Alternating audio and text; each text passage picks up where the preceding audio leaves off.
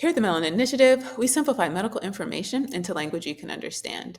We create a safe space to ask your questions and share a nursing perspective. Today's guest, Dr. Denise Bennett, knows what it's like to stumble and how to build again. From failing her first NCLEX attempt to leading a university-wide coaching program that supports over thousands of students. She's redefining what academic success actually looks like in nursing. By the end of this episode, you'll learn what most nursing students don't know about NCLEX prep and why it matters, the role coaching plays in building confident, safe clinicians, and how universities can better prepare nurses by prioritizing strategy over memorization.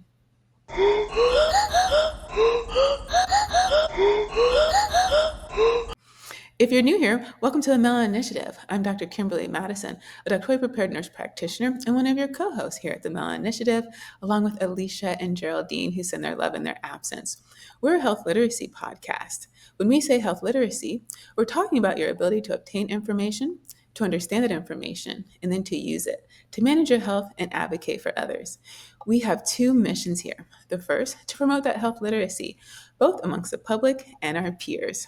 The second is to elevate the expertise of nurses, to bring awareness to all the diverse career opportunities that are in the healthcare industry, and then to let all of our peers know all the different ways that they can leverage their expertise, both as clinicians and entrepreneurs. If you haven't already, this is your invitation to subscribe.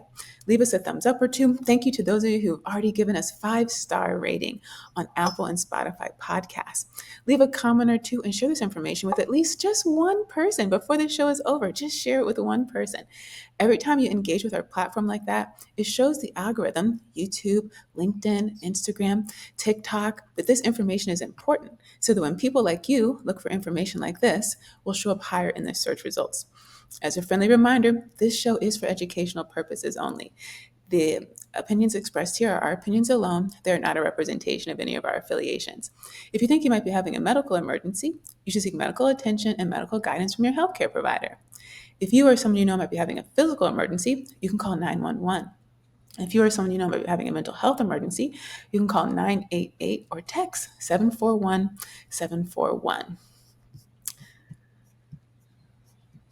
Dr. Bennett, welcome to the Melanin Initiative. She brings over 20 years of diverse experience in nursing, from med-surg to emergency departments, corporate healthcare, outpatient leadership, and now academia.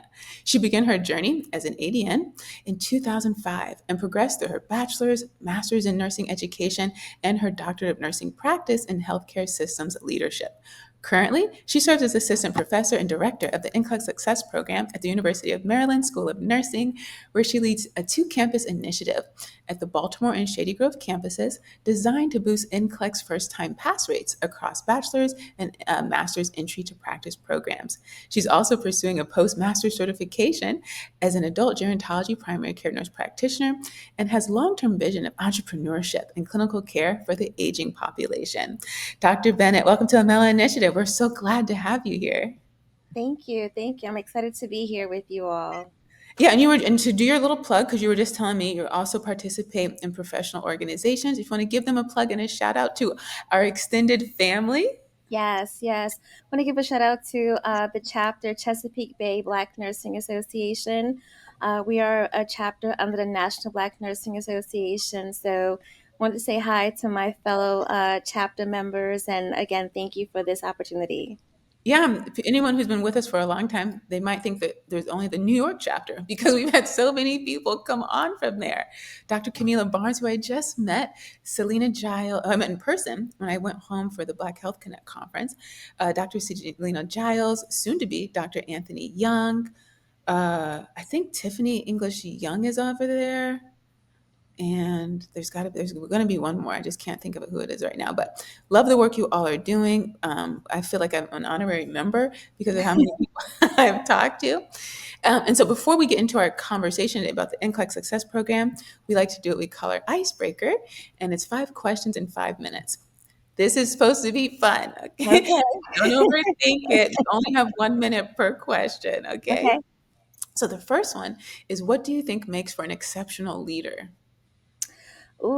I think for me is knowing who you are as a leader. I could expand on it more just to say, what are your triggers? I think that makes for an exceptional leader. So that way you're not, misdirecting to the wrong person. So if you know who you are, a leader within, I think that makes you an exceptional leader. That was very good. I like that one. What's the next big idea you want to be a part of? I want to be a part of, like you mentioned, entrepreneurship. I want to get into a space where I am, I won't say the one-stop shopping for healthcare, but at least, I could be that person that could help really direct our patients, especially the aging population, and try to decrease them having to go from one place to another. So if I could network with more than just one practitioner, but more practitioners, I would love to be that part of that next big idea for myself. Yeah, and reading your bio, I also adult gerontology primary care nurse practitioner. We're one of everyone does family. Okay, let me just say that Hmm. everyone does family, but there are those of us who don't go the family route. We do adult gerontology, and I love your older adult. Those are my favorite patients. The They older healthcare. are. They're our fastest growing age segment, and so I'm so glad that you want to get into that space. Honestly, as an entrepreneur, there's, in my opinion, there's two directions. If you're trying to go where the puck is going, not where it's at, where it's It's going. going, yes. Older adults and AI. Yes, yes. I just think it's a no-brainer. To me, it's a no-brainer. And if you can put the two together, you have just written your check to retirement and the next Pretty much. generation. Yep. Yeah. And speaking of Yeah. that, since we're on the topic, actually, a friend of ours who we just made contact with, because I'm part of this AI think tank, he created these AI characters to teach older adults how to use AI. When I saw that immediately, I'm thinking healthcare. If Yes. someone's going to teach AI, they can come on this show and talk to our audience about how to use AI to prepare for a healthcare appointment. And shout out to him, he Love has that. agreed. So that's in the future. And so many ways you can go this route that you're trying to go to: the entrepreneurship, the adult gerontology, and of course, helping older adults. Yes. Yes. What's the most important thing you've learned about communication? Transparency. One of the hardest things I think, in leadership or just in day to day, we come into different, challenges, and we want to be able to be honest with each other. And I like to start, I've learned to say in the art of transparency. So that way, the person who I'm communicating with knows that I'm being transparent and being honest. And my I statements, I think that helps me. That way, the person knows that's good communication. I'm being honest with you. I'm sharing how I feel, and I'm being, there's nothing to be secret about. So, I statements. I like that a lot. And that transparency that goes back to our profession, right? We are yes, the most trusted because we are very honest and transparent with our patients who that's all they want. That people always absolutely. ask us the difference between doctors and nurses. These are one of the areas we really shine in when it comes to education and it comes to that transparency. We're not here to beat the bush. We're here to give you the honest information and to support you no matter what decision you make. Absolutely. Yeah. Absolutely. Because we're here to let people know why nursing's so wonderful. So we have to we have Yes. we have to take extra time to point out these extra these areas of difference, right? Yes. Obviously, I'm having a little fun with it because people are people. It doesn't matter your title, right? It's always going to be that person, their lived experience, what they choose to bring to the table. But if you put us all in a room together, I'm going to say nurses are a little bit better when it comes to that. I agree. we Bias have there. a biased audience here. We do. Okay. Something you use every day to make your life easier. I love hearing all the answers for this one. What do I do every day to make my life a little easier? Something you use. I use. Mhm. Honestly, you know what? It's gonna say I think it's my cell phone. And it's not just like my cell phone like calling people. Um I love everyone's gonna go, it's kind of weird, but I love social media like TikToks. I think for me, if I don't get into the space, it's mindless. It can be very mindless, and so it can help you take a moment to pause. And if you see something that's funny, I need that moment of laughter. So I use my phone a lot to kind of like break up the day. If it's so much going on, if I'm doing a project or just very like an emotional moment, I'll pick up my phone and just try to like find something that's either on Instagram or TikTok to kind of break up the moment and give me that laughter that I so much need. Yeah, as an entrepreneur, for me, social media is an absolute tool, right? And first of all, you give me a hammer, I might hang up a couple pictures. You give a carpenter a hammer, they can build you a whole town. Right. We all use the tool differently, and for a lot of people, it is a break from the stresses of life. And some people use it in a funny way to do education. Like you can really Yes. to go any way about it. It gets a lot of bad rap, and there are reasons. There are some things that aren't so great about social media. Right. It has also brought us a lot together, allowed us to Yeah. learn It one could be another's healthy in a culture. good way. Yeah, and to learn about cultures. And of course, we're on social media right now, Yes. bringing information to the public. So, last question, and this is actually my favorite one to ask. Okay. What season are you in now? I'm in summer. I'm in summer, and I say summer, and it's my favorite. I just love open air. I just love greenery. I don't put my feet in the grass. I know that's been something someone has shared with me. I've tried it once or twice. Kind of like not. I'm a city girl, originally from New York City, so I'm not comfortable putting my feet in the grass because of the bugs. But I just love the openness and blue skies. So if I could have summer or just warm months every year, every month of the year, I'd be very happy. So, Okay, New York did still make its way into this conversation. My, my mom will be so excited. She's from New York. My dad's from Jersey. But man, there's something about New Yorkers that they are always going to get on the mic. yes, I think that's we're just made that way. Yeah. So let's jump into our case study.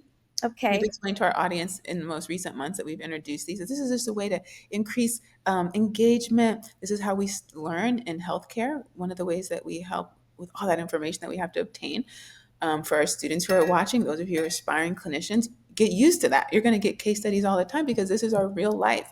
Someone's going to walk in, you're going to learn different chapters individually. But when right. someone walks in a door, all those chapters come together at one time. And so this is just a great way for learning. And so this show is all about education and health literacy. So to help us navigate this particular topic, I want to introduce Jasmine. She's a brilliant 26-year-old BSN or bachelor's of nursing school graduate, and she is a dedicated mom of two. She just took the NCLEX for the first time and she didn't pass. That single experience shattered her confidence, and she's now questioning if she even belongs in nursing. Dr. Bennett, thank you so much for being here. Let's dive into this, right? Jasmine, she's bright, she's capable, and now she's completely derailed by one exam. You Yeah. have this powerful phrase that I love. You talk about teaching students how to be students. For someone like Jasmine, who is clearly, she has the clinical knowledge, but she's struggling with the test itself, what does that actually mean? So a couple of things I would think about if she's actually struggling with the test, or did she have good quality study time? You mentioned that Jasmine is a mother of two. We didn't know how old the babies are. We're going to assume they're small kids. But when you have competing priorities and you're really gun ho and you really want to, take that next step, sometimes you can get lost in the sauce, if you will. So I think the question I would ask Jasmine first is, what was your environment like when you were studying? You did very well. Obviously, you passed the program, you graduated. So let's talk about strategies. Let's talk about techniques. Let's talk about things that you can do. And I would tell Jasmine to go back and go for the test again. But let's kind of figure out, let's pull apart, what was some of the pieces that were going on? How were you studying? What time were you studying? And as I say, so I tell students, what kind of test taker are you? Who are you as a test taker?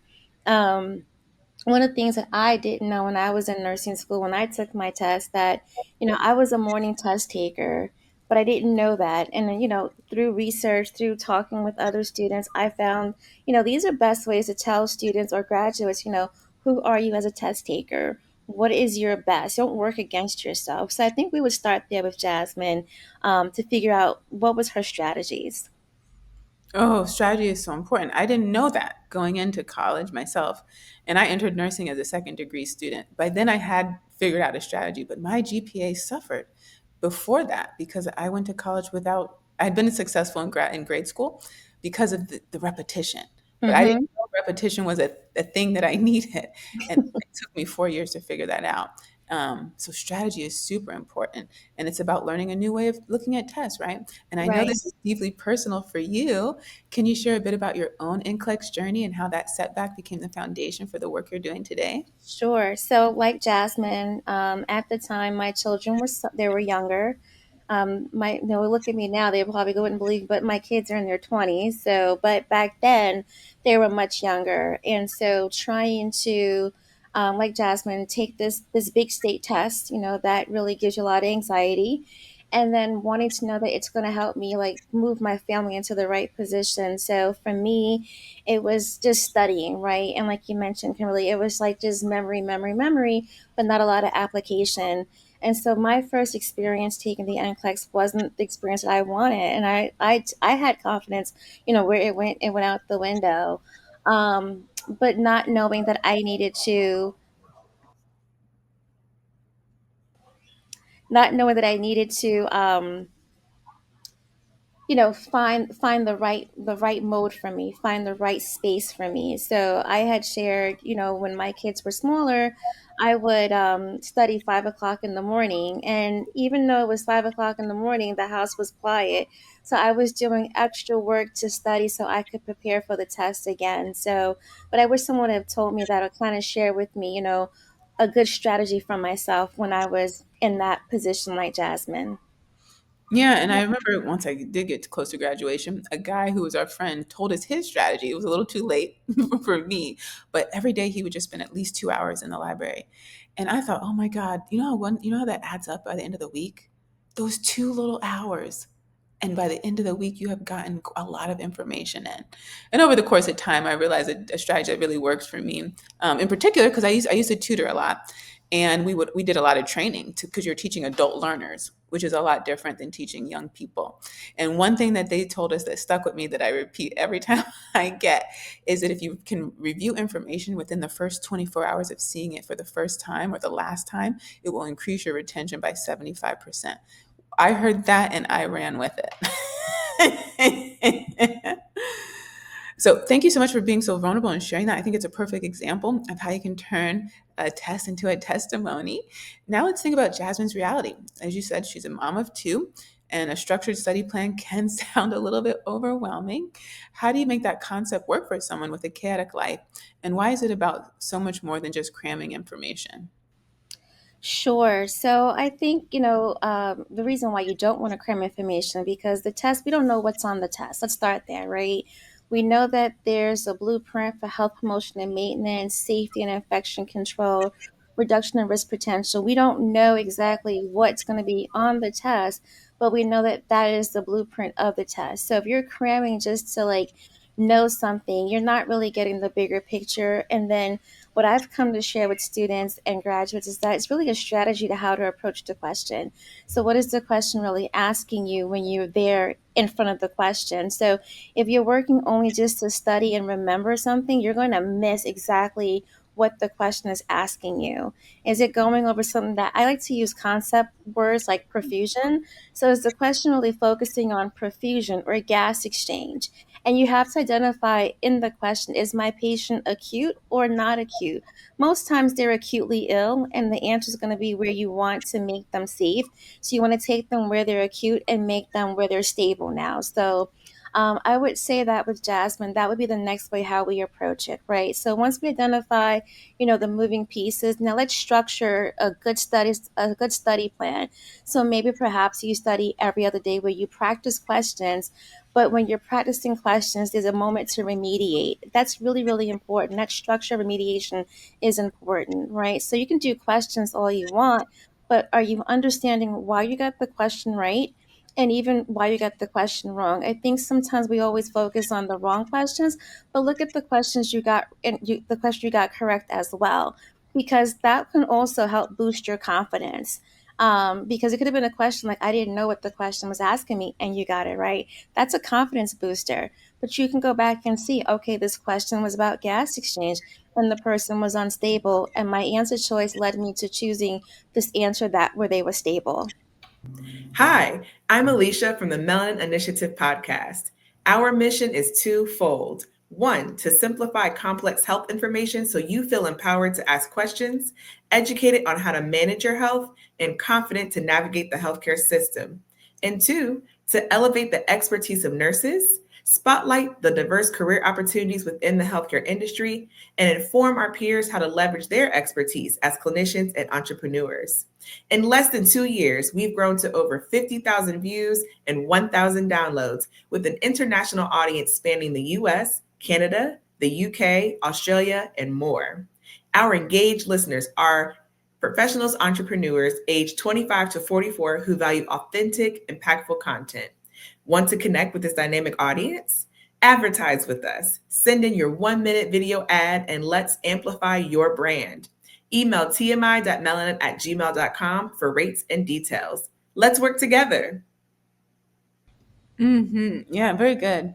I want to pause real quick for everyone listening. If you've ever felt like your life was a little too chaotic, just like Jasmine, to follow a perfect study plan, I want you to drop a me too in the comments. Let's show each other that we're not in this alone. Okay, Dr. Bennett, let's talk about the lies our brain tells us after we've had a setback like this. We can only imagine that Jasmine's sitting there thinking that because she didn't pass the exam, she's never going to be a good nurse.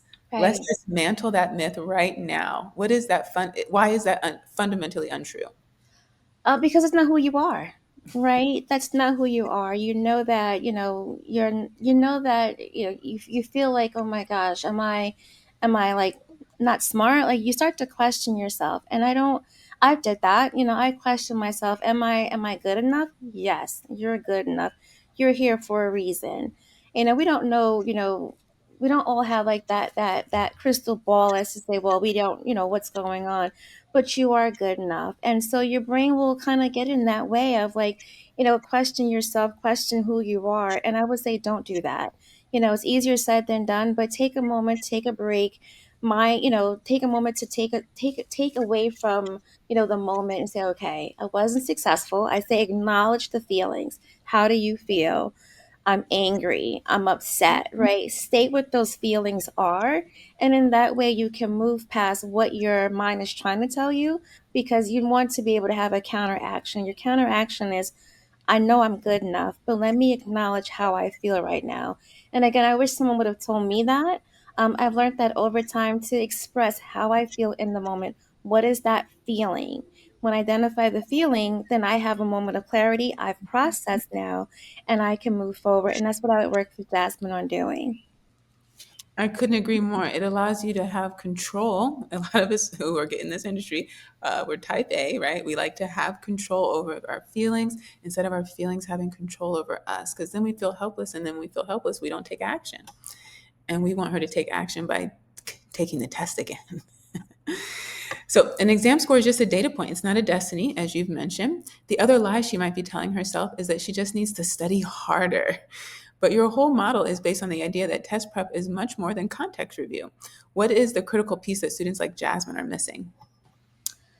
I think the critical piece that some students miss is, the right resource. What I have come to uncover, there's a host of resources that are available that students, graduates have access to. And so they may find one that feels better for them. But one thing I will share with graduates, when your nursing program has vetted a resource, know that we've done that evidence base. We've done that digging. We've gone through some literature. We've gone through some data points. And so if you're deciding to use a company that says we can guarantee you first time NCLEX pass, but you have a resource that you've paid for from school and your school says we want you to use, go with what your school is encouraging you to use. I think that's something that I see a lot of graduates tend to deviate from. And then sometimes when you don't use the resource that we have really, partner with, you tend to lose the opportunity. So, like for Jasmine, there's some resources that say if you're not successful on the first attempt, reach back out to us. We're going to work with you. We'll give you a one on one coach, right? And so if you fail to not communicate with that resource vendor that your school has partnered with, you're taken away from your opportunity of learning more about how to be a better test taker or how to create a better structured learning environment for yourself. That's wonderful. And I love that you brought up coaching. Because even when me and you were planning out this episode, you brought up coaching and how important it is. But I'm curious, especially because you're a mom. Because I'm in the entrepreneur space, right? Coaching is a new word for us. And we spent a lot, in the beginning, you spent a lot of time figuring out, is it worth the investment? What's the difference between coaching and mentoring?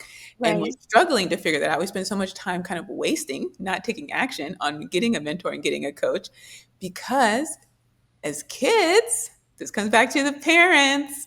They told us academia was the only thing, the only route, the only place. And we see this with our peers. Every time we want to take a new step, either horizontally or vertically, what do? We go back to school. We go. Right. And someone mentioned it, and I need to remember get her name because I want to give her the credit. She said, we have a stack of certifications, but we don't have a stack of cash. Oh, I like that. Yes. And all it's doing is giving us confidence that we already have it. Right. Right. Right. So, have you told your kids about coaching? So I have in a roundabout way. I will try to coach them myself. Like I try to practice on my kids, if you will, with my daughter being in college and my oldest in the military, my other one he's working. And I try to coach them if they share with me some of the life experience that they're going through. And I get to practice some of those coaching techniques that I've kind of learned throughout my experience. What are the things that you want to get and how will you get there? I try to use some of those, the 4 W's of coaching with my kids. Again, it gives me great practice because they are Gen Zs. And so a lot of the students that I do interact with, most of them are Gen Z students. So I get to practice that. But I don't tell them to go for coaching. I try to be their mom/coach, if that makes sense. So But outside of mom, right, as they continue to progress and mature, I will definitely tell them coaching is the way to go. There's, like you said, there's one thing to have a mentor, but a coach is different from a mentor, hugely different. And that coach is someone that really is like, the football coach or the basketball coach. They're helping you get to the win that you want, right? They're not saying how to do it. They're helping you identify how you're going to do it, right? They're helping you identify what are the steps that I need to get to my win. So I absolutely would definitely tell my kids in a heartbeat, coaching is the way to go. Have a mentor, have this person, but a coach is definitely next top tier. next level, right? And as Yes, someone who has all the degrees and the loans to go with it, school right. takes a long time.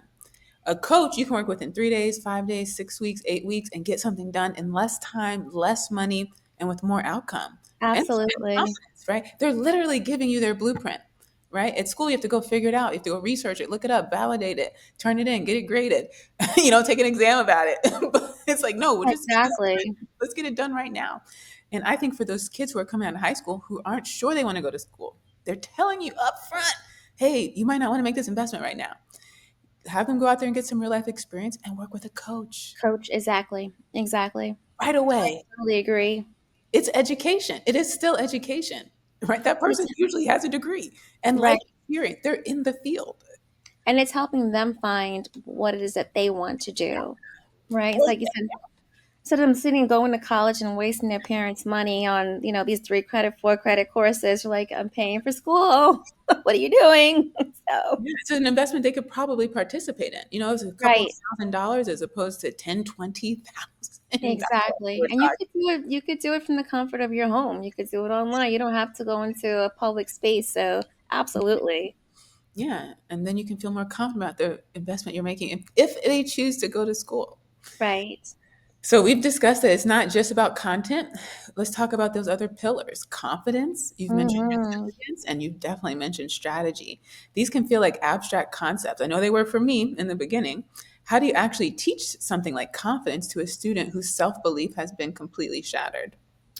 Great question. So, some of the things that I would do with the students who's lost their confidence is let's go back and look at the questions that you got right, Mm, and celebrate them, and then continue to push them. So let's look at the questions you got right.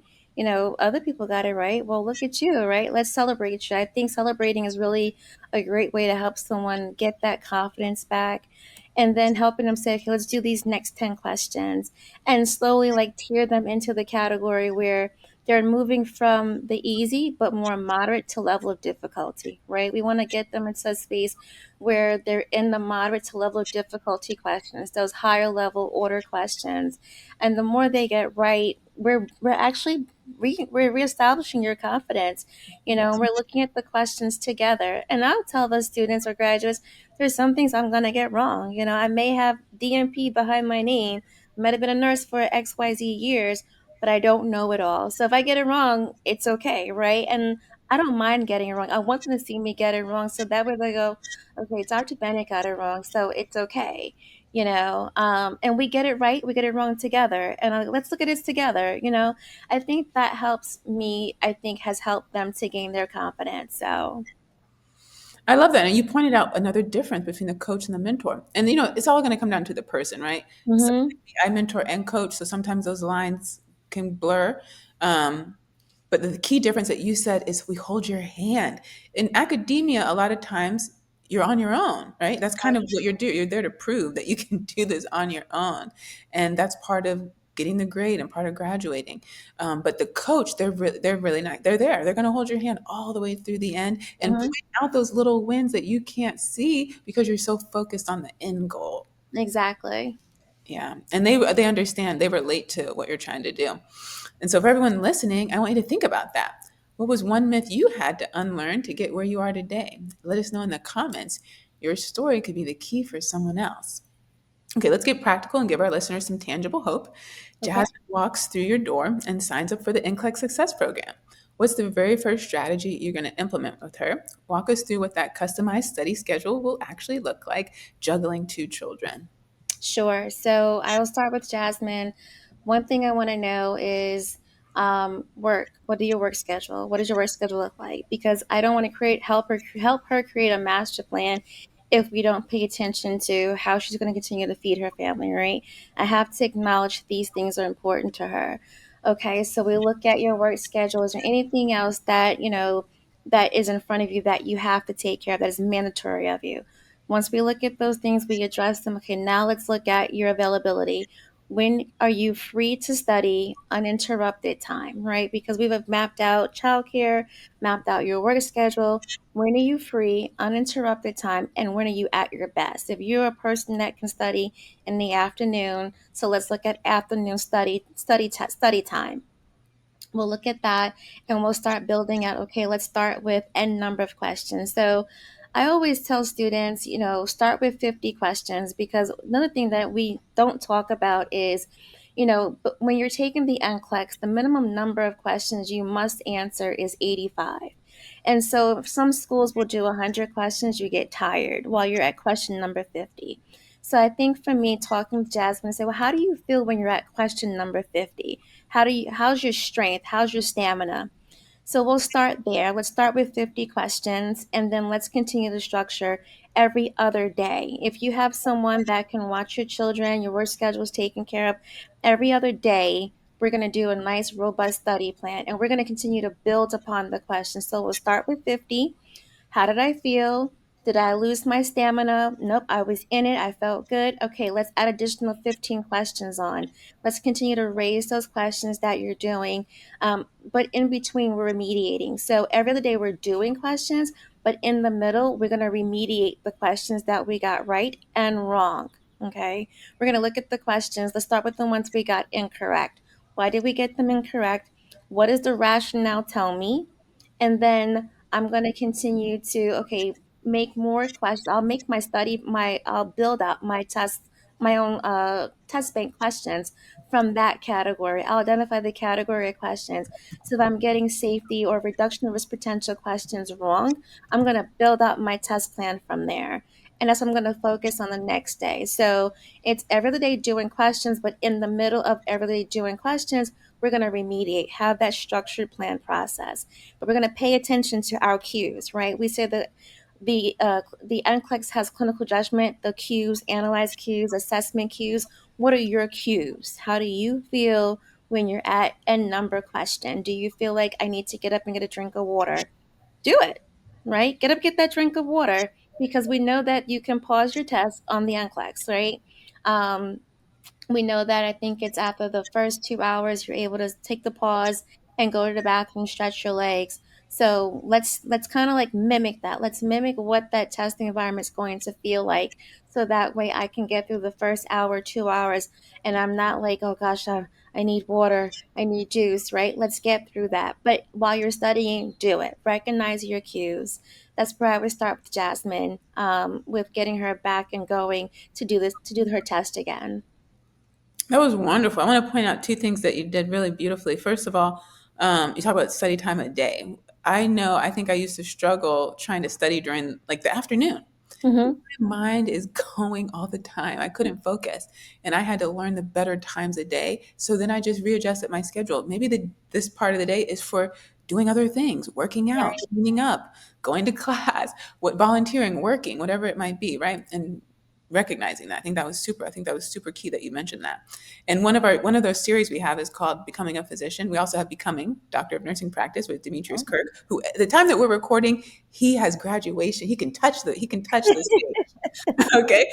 But by the time this airs, he will have already crossed the stage and he's off to his next chapter. beautiful. But we also follow Charity Bean. She's doing Becoming a Midwife. And Clarence Sams, he's actually right now a third year medical student at Charles U. Drew Science and Medicine University out there in California.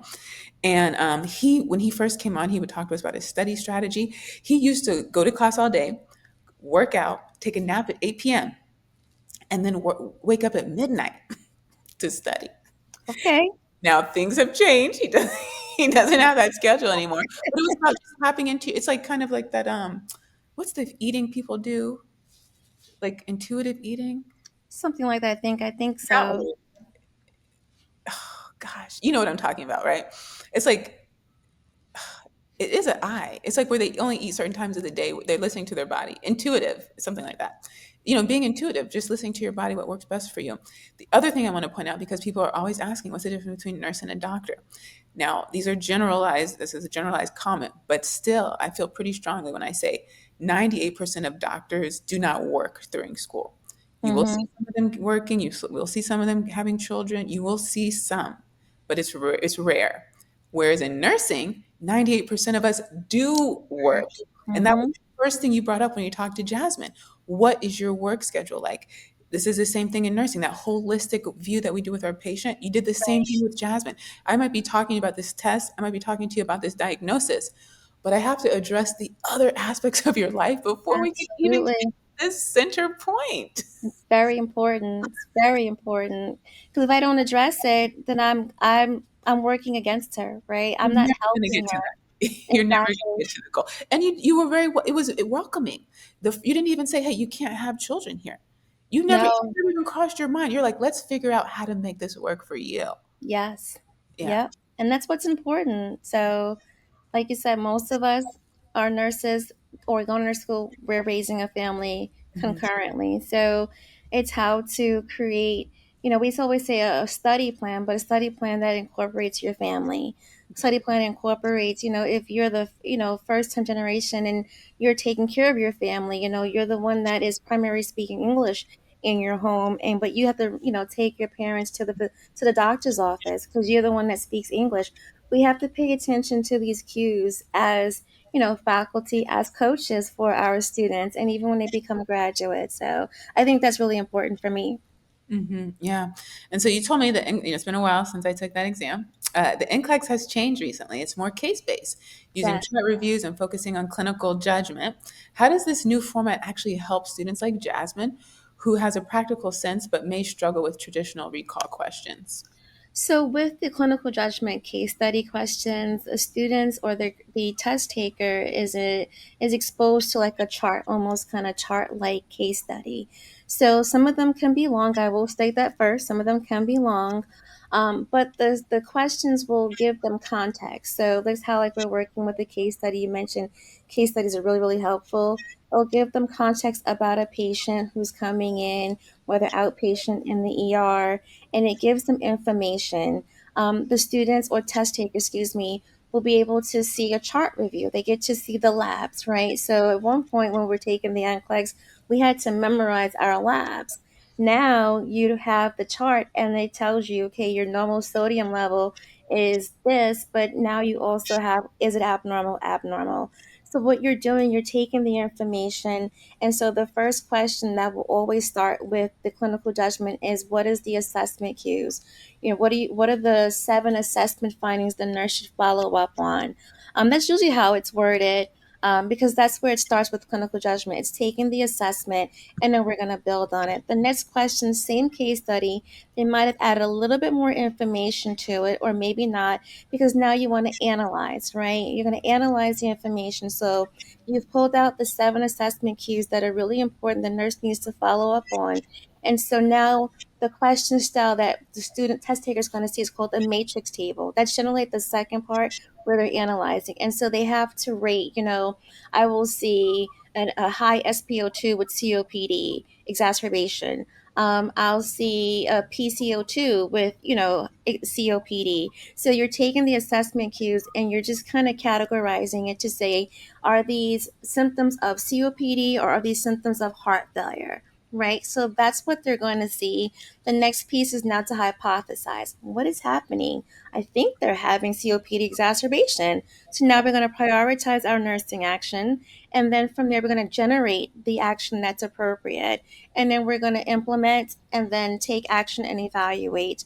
So that's the clinical judgment measurement model that lives on the NCLEX. So I literally just went through like the 6 layers of how they put it together on the NCLEX. I've spent time with writing the questions. I did the Maryland workforce in 2022, excuse me, and I was able to sit down and create 2. I did 2. We had a group of us, but I published 2 questions that were next gen ready. So Wonderful. Thank you. You did a wonderful job explaining that. Before we finish, you mentioned it earlier. What are I think you said the 4 W's of coaching? yes, it's 4 W's of coaching. So it's what I think is what will when, and then it's what will, like the what do you want, how will you get it. I think it's time from win and then the win. The last W is always the win. So there's 4 W's of coaching that I try to apply when I'm working with either faculty or students, because the goal is to get to the win. Like, what is it that you want to do? How will you get there? What do you need to make these things happen? I think this is such an important episode that we were able to do because, a lot, and someone reminded me, one of the students who I was mentoring last week, and also that I brought up trying to decide what route to go, MD, NP, PA, right? A lot of people are struggling with that and feeling like they see us on screen, they see us on stage in front of some lecture, and you mentioned it, you alluded to it. Just because I'm here, it doesn't mean I don't make mistakes. It doesn't mean I Right. didn't struggle. It doesn't mean I didn't fail the first time. And she was so relieved to hear that I had struggled before. And it reminded me, like, oh, I need to probably share that more, right? Because we take for granted what people Google every day. Right. And they're just like, is there hope for the question is there a hope for me? That's literally the base of the question. If I have 2 children, if I'm divorced, if I had a miscarriage, if I come from nothing, if I'm the first one in my family, if I'm leaving, if this is my second career, if I'm of a certain age, is there hope for me? Yes, yes, there is. And I believe it. I just because you might have had a hurdle, there's something for you, right? There's something for all of us. And if we could help people, like, we're a vessel. I'm a vessel for somebody, not just my kids. I'm a vessel for my students. I remember I had a student that told me once, like, you're the vessel, like you've done, and I'm like, wow, thank you. I never looked at it that way. But if I'm the vessel for you, I'm the vessel. I'm here to help you figure out, things that you can do. Maybe not nursing, but maybe healthcare. Maybe there's something in healthcare that you really want to get into. Maybe it's, mental health, or maybe there's public health nursing you want to get into. So, And we did talk about receiving coaching, but I want to let part of the show is bringing awareness to all the opportunities. You can be a coach. You can turn that clinical expertise absolutely. that you've obtained, that you've paid for, that you've worked for, and help someone else with it. Give them a path, give them that blueprint that we talked about, hold their hand throughout the process, and you can get paid for that. People are looking for solutions that you already have. I've Yes. seen, yeah, go ahead. No, yeah, no, I'm agreeing with they have, I've seen there's plenty of coaching. You can do a coaching certificate. There's plenty of programs you can go Another to. certification. There we go. Another Yeah, the certification. certification, I know. But I think, it just screams to your expertise when you have Or that the certified degree, or the coaching. 10 years, or the 20 years, all scream to your expertise. And Exactly. when it comes to expertise, you only need to know 10% more than the person you're teaching. And That's sometimes 10% is spending 30 minutes over here learning something and then going to teach it. And tomorrow, when you come back and teach it, you've added on another 30 minutes than you knew the day before, and you're still 10% ahead of the person you're teaching. that's true. Yeah. I can go on. That's like a thing I talk about every day. So before we wrap up, we know you're on your own journey of growth. You're pursuing your NP with plans for practice serving aging communities. How has this experience coaching students shaped the kind of leader and practitioner you intend to become? Um, I think for me is advocacy. I've always had that word, but I think I'm able to elevate advocacy more in that space of moving into that practitioner role, really getting into that layer of the health policy piece. With this experience that I've had, like it's always been there, dabbled into it, but I think moving into this space as a practitioner, getting to this space where it's my own independent practice, I'm really advocating for the aging population, but I'm also coaching them because one of the things that I see with my own family, my parents who are the aging population, you see that there's changes for them and they lose hope, right? So as they lose hope, you as the daughter, you kind of like get sad for your parents, but you know that I can help coach my parents. It's not the end of the world. Maybe a couple of steps a day. Using that coaching framework with the aging population, it's really going to be helpful in helping and advocating for them. They're not one foot in the ground. We can keep them alive. And so we definitely, I think I could apply that aspect of helping the aging population. I know there's a great handful of them playing pickleball, so keeping them active, but when body systems begin to shut down or become less functional, that takes a mental toll on them. But how can we coach them and say it's okay, but we have XYZ available for you? So I think that's where this space will help me really help advocate and coach the aging population. Yeah, and like I said, that's my favorite population. And when I was in MP school and learning that part of our program curriculum, we learned about what it means to age actively. So these are people who are still dating, they're still traveling, still dreaming, still opening businesses, building their own community, wanting to Right. age at home, have that independence. And then so much tech is allowing that to be possible. So many of us going into entrepreneur space is allowing that to be possible because we're coming to you. We're doing that concierge practice, right? Right. And I love social media because if you do have limited mobility, if you don't are not able to do your own transportation anymore, just open up your camera, sit in front of the window. You can share the last 50, 60 years Yes. of your life or you just learned yesterday, literally to anyone. And you can just share it because you feel like you want to be a giving spirit or monetize it. Like this Right. really, the digital age, it really has just created so many opportunities for every age. Unlike Yes. the barriers we had to overcome when we were younger. I was just talking yesterday when I was a teenager, I wanted a job. I had to fill out it, I had to go somewhere, pick up a paper application, had to write out the answers, hand it to someone, hope it doesn't get lost, and wait for a response. Yes. Like it's a different time. It is. It is something you made me think about. I know that Twitch is very popular with the Gen Z generation, and I said, something made me think about. You said if the aging, they can't move around. Can you imagine that you see like our baby boomers on Twitch having their own YouTube channel? It'd be amazing if they did. Like I would. I definitely would be a fan. I definitely would watch. So. They're on YouTube, they're on Instagram, and they have hundreds of thousands of followers. Hmm. Because they're not given that mainstream light, but the Right. information they have, the ability to engage, to show people what aging actually looks like. Yes. You know, Yes. people Yes. gravitate to that. And then personally, right? Maybe they remind you of your grandma. Maybe you didn't have a grandma and you're relating to them. We always talk about the pop culture. We need to target them and do what they're into.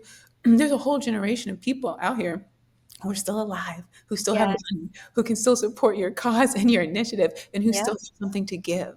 I And still learn from them. Like, you yeah, know, there's such a wealth of knowledge that we still can get from our aging population, which I think I'm going to stop calling it because, you know, I don't know. Like, they're this, I don't know. I got to come up with a different, fancier name for them. So we'll have to my figure mom that likes to out. call it. My mom likes to call it the retired adults. Yes. But then there's some of my friends out here who are like part of the FIRE community, financially independent, retire early. So they're retiring at 30, right? So Mm, they're all in the, we're not really talking about them, right? right. But that's the name we come up with. But if someone else has a better one, put it in the comments and let us know. Yes.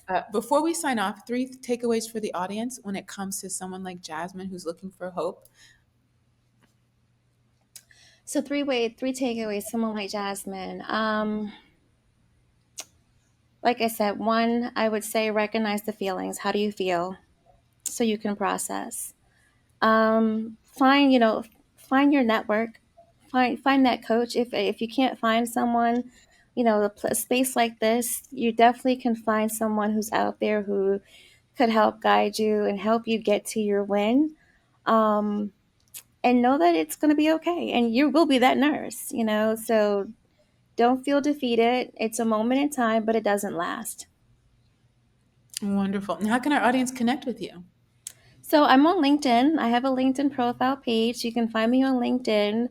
I my social media page. I'm on Instagram, but I don't use my full name. But my full professional name, you'll find it on LinkedIn. Dr. Denise Bennett. You can connect with me there. I teach University of Maryland, but I think, you know, in the space of connecting outside of University of Maryland, you can find me on LinkedIn. So And like a 95% of the episodes never go by without mentioning Dr. Danielle McCamey. You two are now going to be colleagues at the University of Maryland. She yes, finished her time there at Johns Hopkins, and we're so happy for this new chapter. We want to shout out her, the president, founder, and CEO of DMPs of Color. And we're just so happy for this new chapter and to see the two of you, two powerhouses, and what you're able to do now that you're under the same roof. We want to thank you so much for your time, not only sharing the information of what you do at the university, but your personal testimony. Being a nurse, being a mom, and having a setback that you turned into a setup for the next generation. thank you, thank you, thank you. I appreciate again this opportunity, and I'm happy to share this. Um, yes, thank you. Yeah, and when you are done with getting another certification, and and Have you're to ready to, and work her back. you're ready to open your and you're ready to open your business, whether it's a practice or a business. I tell all my friends, just because you go to patient care school doesn't mean your business had to take care of patients. You can do so many things. Yes. And you want to come back and talk about your business, the invitation's open. You're now officially part of the Melanin Initiative family. Yay, I love it. Thank you. And as well as your chapter, whatever you guys have going on, you can always come back, let us know about it, and we'll share. Yes, I will. Yes, Chesapeake Bay Black Nursing Association. So, yes, I'm the president of the chapter. So, we're newly installed as of last year, but we'll be out there making footprints in the sand for our future upcoming Black nurses. Are you guys partnering with? I mess it up every time, but I believe there's a site conference happening in September. So, there's the national conference coming up at the end of July, early August. That's going to be happening, I think, in Texas this year. The NBNA, their big Yeah, but conference. no, the Maryland chapter. Are you guys going to partner with the Society of Psychiatric Mental Health Nurse Practitioners? They're having something. I'll have to go and double check. I won't say yes and no right now. So we are definitely getting out there, getting our name out there. So Yeah. Well, congratulations, you. Thank you again for sharing your time and talent with us. Remember, everyone, you can email us your questions or show ideas at tmi.melanin@gmail.com. If you haven't already, you can still subscribe, leave us a comment, leave us a 5-star rating on Apple and Spotify podcast. Every time you interact with our platform like that and share it with at least one friend, it lets the algorithm know, or YouTube, LinkedIn, Instagram, TikTok, that this information is valuable, so that when people like you look for topics like this, we'll show up higher in the search results. At the time of this recording, we release new videos every Sunday at noon Eastern on all of those platforms, and we drop the audio at 5 a.m. so that our night shift friends can be the first to get something and not the last. We thank you all for watching, and we'll see you next time.